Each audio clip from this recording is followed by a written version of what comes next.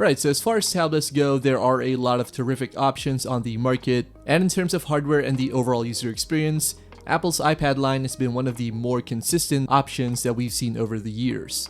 With that in mind, they are a bit on the expensive side, and if you want to get an iPad but for a much more affordable price, then you might want to take a look at the older devices in Apple's lineup. So for this one, we're going to take a look at the iPad 9th generation and see if it's still worth getting in 2025. Let's get started.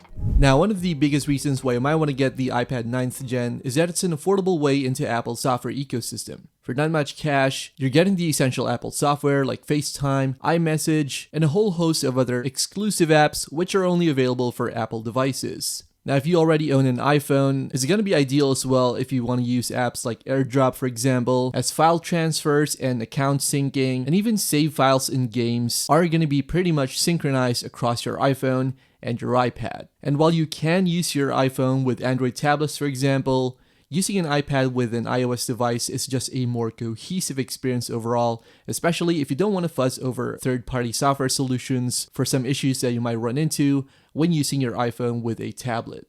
Now, building on this software experience is the update support for the iPad. If you're getting an iPad 9th gen today, then you can expect a few more years of software support down the line. Now, the tablet was originally launched back in 2021, and it's expected to get updates until maybe 2027 or even 2028, at least going by Apple's track record. Apple has a long history of providing lengthy software support for its devices, and the iPad 9th gen is not going to be any different. Unlike most Android tablets, which if you buy one today, then you might not get a lot of support in the following years. So if you tend to keep your devices for long periods of time, then you're going to get considerable software support with the iPad 9th generation.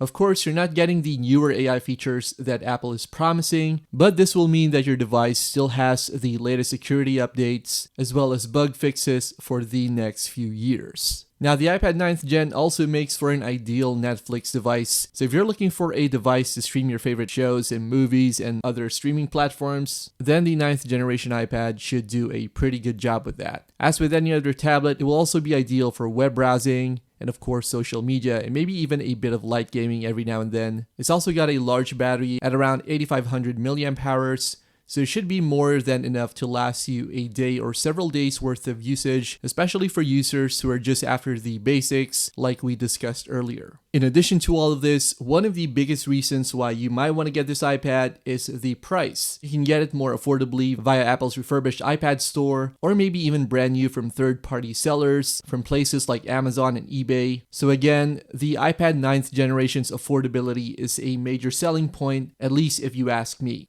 With that being said though, it's important to note that it's not a perfect device and it will have some flaws and shortcomings. For example, it's not really designed for performance seekers, so if you're looking for an iPad for more intensive apps and games, then this is not going to be it.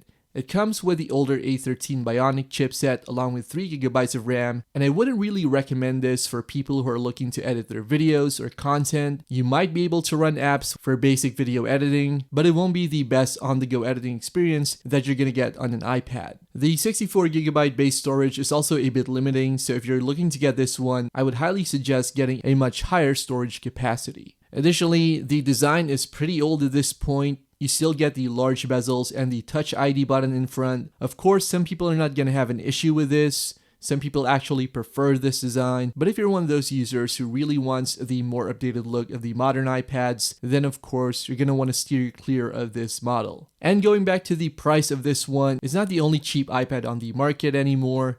You can get maybe the iPad mini and even the iPad 10th generation for much lower prices these days. And while they won't be priced as low as this one, they nevertheless remain as affordable options to the current lineup of iPads that Apple is selling right now.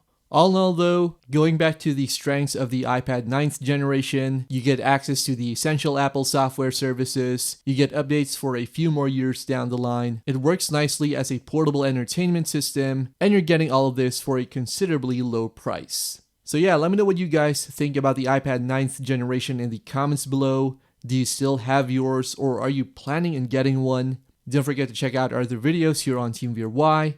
Thanks a lot for watching, and I'll see you guys in the next one.